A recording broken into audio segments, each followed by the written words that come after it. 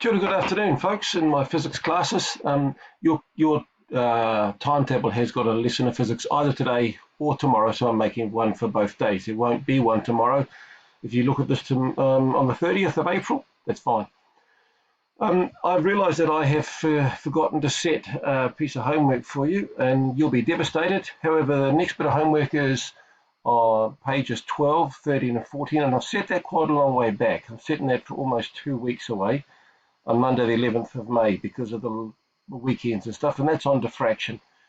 The stuff on the foundation ideas and waves is due today, and the stuff on reflection and transmission of waves is due tomorrow.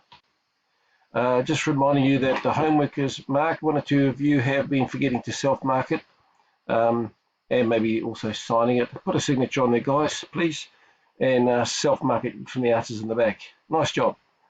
Okay, we're looking at, if we come back to here, we're looking at superposition of waves. It's a new word.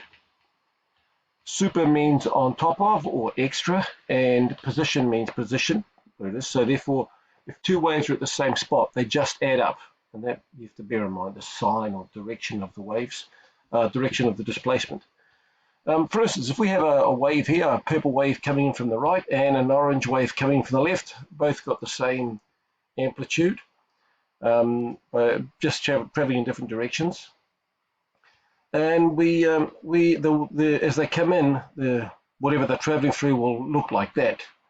Then, if we move them a bit closer together, what they will travel through will look like that.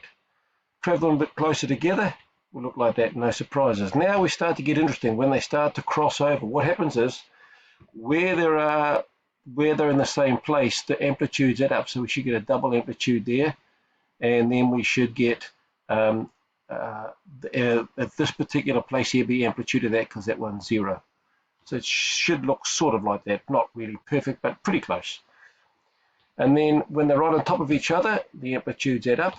As they pass by each other, there's a little bump in the middle because this one here is double, so double.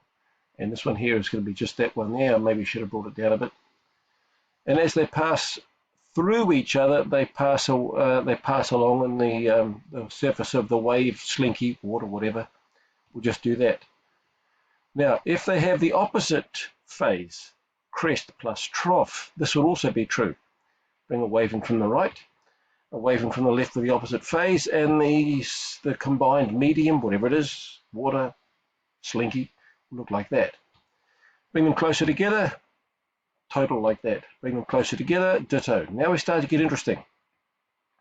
We'll have nothing, something, and then we're going to have slightly less. And around about here, they'll add up to nothing, and then they'll cross over, and down here be this one here. So you should get something that looks a bit like that. And then they absolutely kill each other, annul, cancel. This positive plus this negative makes nothing. Then they pass through each other like that and carry on.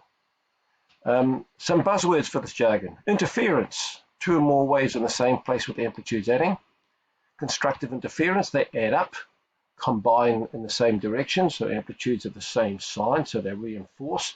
Crest plus crest is big crest, trough plus trough, big trough. Destructive interference, the opposite. Amplitudes that add have the opposite sign, so they cancel or annul. It's a word you might not have heard of. I'd like you to know that word. That means, null means 0, and annul means to make 0. In other words, cancel. If they have the same amplitude, then the crest plus the trough is the flat spot. Sorry about that. Let's have a look at some things we've done. Did the preliminaries, said hello, said a bit of homework. A bit later than I'd hoped, but that's all right, you're busy.